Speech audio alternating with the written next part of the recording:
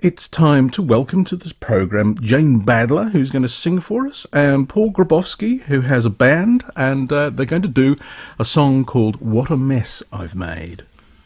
1, 2, 3.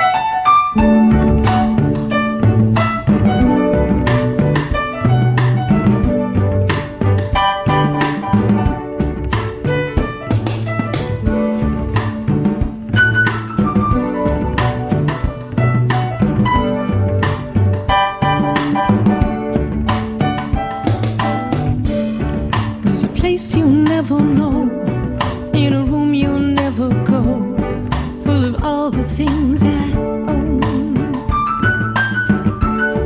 I can barely close the door, I can barely see the floor to find my secret drawer. And I just keep thinking, what a mess I made.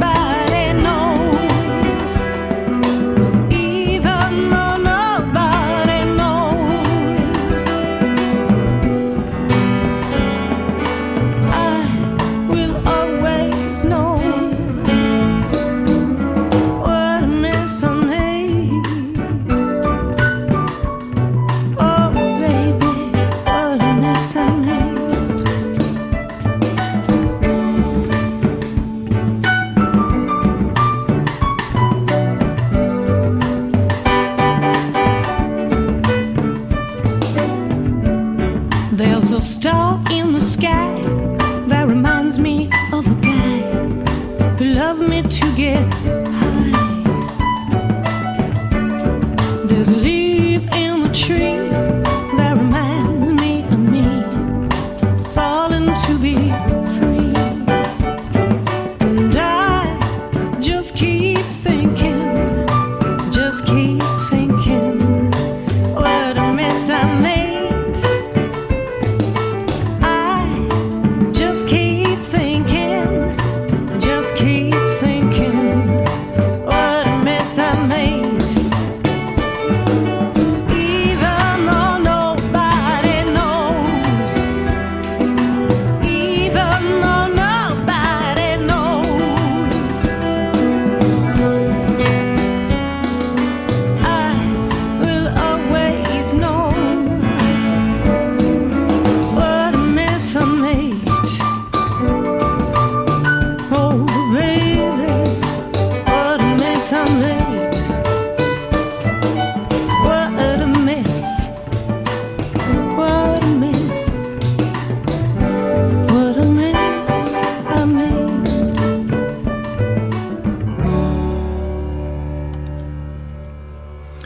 What a Mess I've Made, and that's Jane Badler, and she was performing live on today's music show with Paul Grabowsky playing piano, Jeff Hughes on guitar, Frank Desario on bass, and Dave Beck on drums. Jane, thank you very much indeed, and welcome.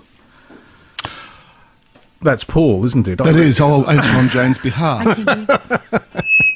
And she says, Andy, thank you very much for your kind words, and wishes to convey her felicitation. Thank you. Absolutely. I think my mic went a little dead there for a moment. Okay, right. It's very exciting to be here, and thank you. But I hope, Paul, that you were impressed that I recognised you by your intake of breath. Yes, it's rather spooky, actually, Andy. I'm not sure if I should be happy about that. I don't know. Not. I think we've done these interviews from studio to studio too often now. That's clearly what it's saying. I will come back to you, Paul, because I do have questions for you too. But now that we've got Jane there, maybe we should start with you. And let's talk about the character that sings these songs. Is it really you? Well, yes, of course it is. I think it's an aspect of me, and it's kind of the internal darkness inside of me that I'm externalizing. Mm. Which we all have. I suppose we do. Jesse Jackson Shepherd seems to have excavated most of this internal darkness for you. He has. I think he's got a bit of it himself. Right. But he's very good at writing from, well, I was going to say a woman's point of view. Is it your point of view, do you think? Well, when we first met, he had written a lot of songs which I sung, and then we've known each other now 4 or 5 years, and about 2 years ago he started writing just for me. And we've spent a lot of time together, and we workshopped songs. So we became quite close, and it became easier for him to sort of write for me. Yes, of course, and I suppose also if he thinks that he is writing for a character as much as a singer, that gives him license, as indeed it gives you license as well, to go perhaps a little further or be a little more extreme in the point of view. Absolutely. I mean, you can go as far as you want, really, if you're creating a character, and it's not just from your own personal experiences. So you can theatricalize it, and you can take situations that are seemingly unreal and make them into songs. The songs are about fantasy, I suppose, to some extent, aren't they? They're about glamour and sexuality and desire and attitudes to monogamy. Yes, absolutely. And I think that, for many of us that are in long-term relationships, and there's the quandary of how one exists in those boundaries, we all have fantasy lives. So this character sort of explores the fantasy lives of someone, of a certain age who's had a very full and rich life, and she finds herself at crossroads. Yes, that's right. It's interesting, isn't it? I mean, I was talking to some friends last night about Mad Men, the TV series, and I suspect in some ways, that's a kind of fantasy life for a lot of people who watch it. Now that none of us is allowed to smoke, and we're not allowed to consume vast numbers of martinis at lunchtime. I know. It feels a bit like a police state, actually. Watching other people doing it, they're sort of doing it for us. Yeah, absolutely. And I actually feel a bit like this is a bit of a Mad Men-esque character that almost could slot right into Mad Men. As a matter of fact, I asked my agent in LA if he could get me a guest star on Mad Men. Ah, yes. I feel like I'm living Mad Men. Well, the sleeve design, all of the artwork sort of has the kind of clean lines of Mad Men on it as well. Perhaps it's time to talk about your one of your other alter egos, which is Diana in V, which is possibly where most of our listeners, or some of our listeners, certainly will know you from if they watch daytime television or hang out on YouTube a lot. Perhaps tell us how you got involved in this kind of cult show. Well, hard to believe, but it was 25 years ago that I was cast as this character called Diana, who was sort of the lizard queen in a show called V. And at the time, it was just another job. But it became one of the most widely watched miniseries of all times, all over the world. So through the years, it's now been 25 years, it never died. And I have a huge following on Facebook, and people just refuse to let it go. So I was brought back last year. They brought it back on ABC in America. And I went back to America, and I reprised my role after 25 years. And I went back to America and was there for 4 months shooting this nighttime series called V again. So it's been a pretty extraordinary journey. And did you find that it was easy to sort of slip into the role again? Well, I'm a different girl now. I was very young, and so I played her as a young woman, flirty and constant with this huge sexual appetite. And what happens in American television if you're over 45 is you can't have a huge sexual appetite. So I actually became a character Never who... stopped Joan Collins. No, a little bit. Oh, exactly. But she wasn't... Was she in her 40s when she did that show? Yeah, and the rest. Oh, yes. I love that. Anyway, so I was kind of stuck in a dungeon trying to regain my former glory the entire series. It was a bit frustrating, actually. Because I wanted my former glory. But do you find it difficult to sort of move around? You say it's known you're known all over the world, or Diana is known all over the world. I mean, do you have to disguise yourself? Oh, you're gorgeous. No, not really. Especially not in Australia, where I walk very freely. But the funny thing is, I was in Madrid recently, and there I'm very recognized. And lots of fans very excited when they see me, and they give me flowers and little stuffed toys, stuffed lizards. But yeah, but here I'm for some reason. They just happen to have them on them, do they? Yes, I always bring a little lizard in my purse. I never know who I'll meet.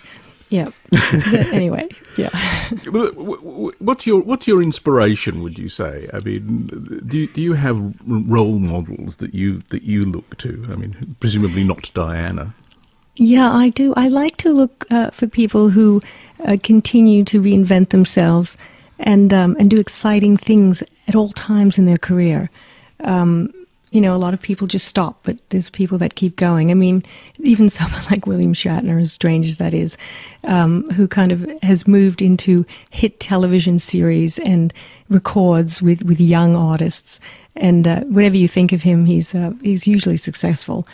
And Grace Jones is a bit of a strange role model, but she's in her 60s wearing G-strings on the stage and reinventing what the 60s mean. So, and she's still scary, isn't she?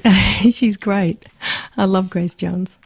I suppose, I mean, talking of people reinventing themselves, I mean, you're in the company there of Paul Grabowsky, who wears so many different hats. And I'm just talking about the musical hats. I'm wearing a lizard on my head at the moment. That's why I like him so much. I was hoping you would be. But I was talking to Archie Roach last week, you know, and he was talking about his collaboration with you. And how important it was to him, and I've seen you on stage with the young Woduluk, and I've seen you in so many different contexts. And here's another one which doesn't seem to have a great deal to do, well, certainly not with Archie Roach anyway. How did you end up in this one, Paul? Well, Jane and I have been friends for a long, long time. I've known Jane for about 20 years and have followed her career with interest. And when she started to work with Jesse, you know, she told me about these amazing songs that he'd written, and I went and heard her performing with Sir. And Jane was on the search for somebody to produce their second album. And I was making various suggestions, and then I went to hear them one night at the Spiegel tent in Adelaide, and I really, all of a sudden, really understood what this was all about, and felt very inspired by what Jane was doing, and particularly the songs themselves, which I think are really very clever and beautifully constructed songs. And so I said, well, what about me producing it? And it just progressed from there. So what had already been a very good and close personal friendship turned into a very rewarding professional one, and it's been a lot of fun, I must say. And you played vibraphone as well, didn't you? Yes, well, I'm a renowned vibrophonist, as you know. And if you don't know, you do now. A sort of a 3-martini vibraphone player, I would say. There's nothing that man can't do. That's right. But does a project like this, Paul, seriously allow you to not necessarily bring out the darkness within you, but does it allow you to do things on the keyboard that you wouldn't otherwise do? I mean, there were some little riffs in that song that I thought, I wonder whether Paul has played those sorts of riffs in any other context. Well, probably not. I mean, you know, all music interests me, Andy, and you know, I'm always learning new things. I think what was the real challenge and the fun that I had with the album Tears Again is the actual production side of things, which for me really means an arranging situation. I was able to take the songs and create out of them what I think the songs were essentially trying to express. And there is something about the character that Jane develops within these songs which alludes to, you know, sort of the Valley of the Dolls, California in the 60s, a lot of the pop music that I really love, particularly Bacharach and that kind of stuff. And there is a sound where they were very unafraid to use all sorts of interesting instrumental combinations in creating those perfect little pop songs that Bacharach and Hal David wrote. The production ethic on those things is really quite extraordinary, and I wanted to try and kind of concoct a version of that for the modern day, and I therefore just tailored my kind of piano playing to suit that situation.